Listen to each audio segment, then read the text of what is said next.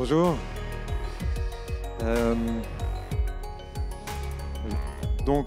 Le sujet, si je comprends bien, c'est la créativité autour de l'hôtellerie. Donc nous, c'est vraiment, j'allais dire, notre fonds de commerce. C'est notre facteur différenciant. Je parlais ce matin de l'évolution de...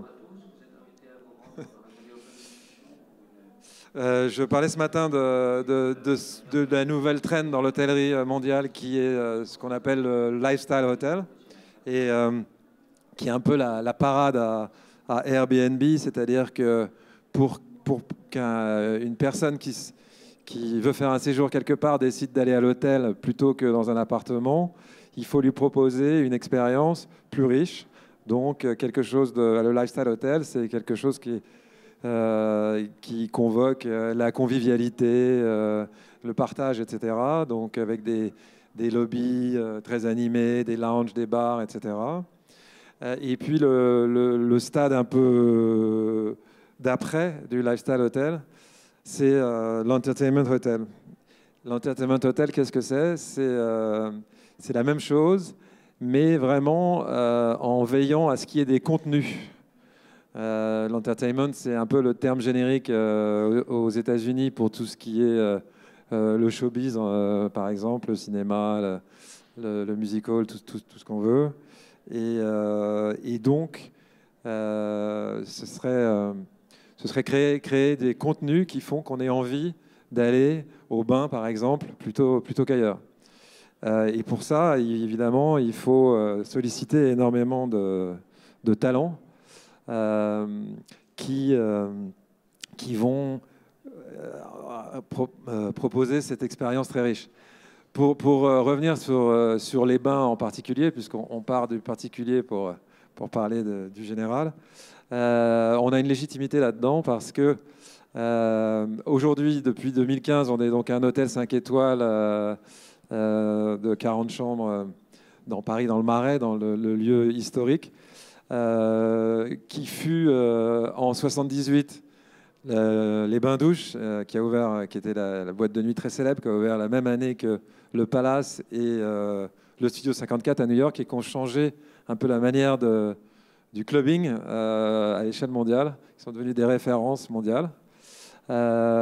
Donc ça, c'était en 78. 2015, c'était l'ouverture de l'hôtel. Et 1885, c'est la construction de l'immeuble qui était destiné à être un spa et qui fut à l'époque le spa le plus luxueux de la capitale. Bon, là, vous avez un slideshow qui est en anglais, mais donc qui a été traduit du français, mais on voit un article de 1889 qui dit que c'était vraiment un niveau de luxe et de confort qui rendait tous les autres établissements parisiens ringards, on va dire, pour simplifier. Ce qui est intéressant en termes de créativité, c'était que François-Auguste Gerbois, qui a donc créé les bains Gerbois, était propriétaire du Café Gerbois, que vous voyez ici, où est né le mouvement impressionniste, et où se retrouvaient tous les jours Manet, Monet, Sisley, Renoir, Zola aussi, qui en a fait le lieu de son roman qui s'appelle L'œuvre, avec un O majuscule. Voilà, donc dès le début, quelqu'un qui savait fédérer les talents. Voilà, donc on a une légitimité là-dedans pour 133 ans de créativité. Et donc les contributeurs qu'on peut avoir sont pas forcément les contributeurs qu'on a l'habitude de voir dans l'hôtellerie habituelle. Alors oui, il y a des décorateurs, des fleuristes, mais aussi des DJ, des artistes, des profs de yoga, des parfumeurs des nez, des wellness curators, comme on dit aujourd'hui. Voilà. Et donc, c'est la fédération de tous ces talents qui fait que l'expérience va être riche. J'avance un peu parce que je sais que le temps nous presse. Mais en quoi ça consiste? Ça consiste à proposer sans arrêt des activités qui sont distrayantes, intrigantes, enrichissantes culturellement. Et on se positionne un peu comme une marque de lifestyle, de luxe, et un label culturel. Donc on a énormément d'activités. On a la fameuse boîte de nuit qu'on a préservée, mais dans lesquelles on a aussi des concerts. On a 1 à 3 concerts par semaine. Par exemple, l'année dernière, on a ouvert il y a 3 ans. L'année dernière, on a fait notre premier festival de musique sur 4 jours. Et où on a par excellence l'expérience immersive, c'est-à-dire que cette année, ceux qui ont adoré l'année dernière, y compris les Parisiens, réservent une chambre pendant les 4 jours pour pouvoir découvrir. Il y aura des concerts dans les chambres, non seulement au club, dans le restaurant, mais dans des chambres. L'année dernière, on a eu un concert de Sébastien Tellier, par exemple, dans une chambre. C'était assez inédit. Et voilà. Et alors, comme on veut une expérience à long terme, et qu'on a ce passé à la fois des boîtes de nuit les plus célèbres et un des premiers spas les plus luxueux de Paris, on a, de manière un peu facétieuse, décidé de proposer à la fois des activités d'intox. Donc, on a un des meilleurs bars à cocktails de Paris et de détox. On a toutes sortes de drinks, de healthy food, d'activités de yoga, de pilates, etc.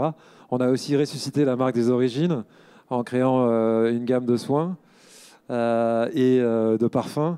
On a ouvert effectivement, comme vous le disiez, une boutique en face dans laquelle on fait beaucoup de collaborations avec des marques de niche assez pointues et pour lesquelles on a aussi gagné le prix de la Fragrance Foundation de la meilleure parfum 2018 d'une marque indépendante. Et on a aussi des activités hôtelières habituelles, comme vous pouvez voir, d'événementiel, etc. Mais avec ce twist culturel qui fait que c'est intéressant. Voilà, alors du coup, ça intéresse à l'étranger, ça c'est le club. Ça intéresse à l'étranger. Alors, par exemple, dans le club, on fait des rendez-vous mensuels. Par exemple, on travaille avec, on fait beaucoup de collaborations, beaucoup de collabs. Par exemple, ça c'est Maison Kitsune, qui est un peu une marque transversale comme nous, qui est à la fois une marque de vêtements très connue, de niche aussi, mais qui ont quand même des magasins à New York, à Tokyo, un peu partout, à Paris évidemment, et qui est aussi un label musical. Ça peut sembler étrange, mais c'est comme ça, et ça plaît beaucoup. Et donc, tous les mois, on fait une soirée avec eux et leurs artistes. On fait aussi tous les mois une soirée avec les Inrock, le magazine, avec une programmation qu'on fait conjointement, des concerts, etc. Donc, on est partenaire de la FIAC, partenaire de Paris Photo, par exemple, avec lesquels on a fait un concert privé de Patti Smith l'année dernière. Ça, c'était il y a quelques jours. C'était Mos Def, je ne sais pas si vous voyez qui c'est, 18 janvier, donc c'est pas vieux. Voilà, donc ce qui fait qu'il y a une expérience immersive chez nous qui fait que, voilà, ça c'est le festival dont je vous parlais, qui a lieu le prochain, dans le 20 février. Et puis maintenant, voilà, du coup, on est sollicité pour montrer notre savoir-faire et notre ligne littorale, notre culture. Là, le Bar des Bains a fait une espèce de tournée de rockstar à Bangkok, dans une dizaine de lieux à la mode, une résidence itinérante où nos mixologistes sont allés faire nos drinks. Et pour l'occasion, ils ont fait des drinks qui étaient associés aux différents parfums qu'on a créés. Et là, actuellement, on a un pop-up à Tulum, au Mexique, sur la plage. Et on a créé 2 lieux, un cabaret, dont vous voyez quelques images ici. Vous pouvez y aller ce soir si vous prenez un avion à temps. Et là aussi, on a apporté notre savoir-faire, mais en s'imprégnant aussi de la culture locale. C'est un lieu qu'on a construit spécialement pour l'occasion, avec Denis Montel, qui est l'architecte qui a fait le restaurant des Bains, qui est assez symptomatique avec ses formes organiques, qui est aussi celui qui fait tous les magasins Hermès dans le monde. Et on a fait aussi un beach club, si la slide veut apparaître. Voilà, donc c'est très amusant de faire ces propositions avec toutes ces équipes créatives et d'aller les montrer à Paris et aux 4 coins du monde. Merci beaucoup.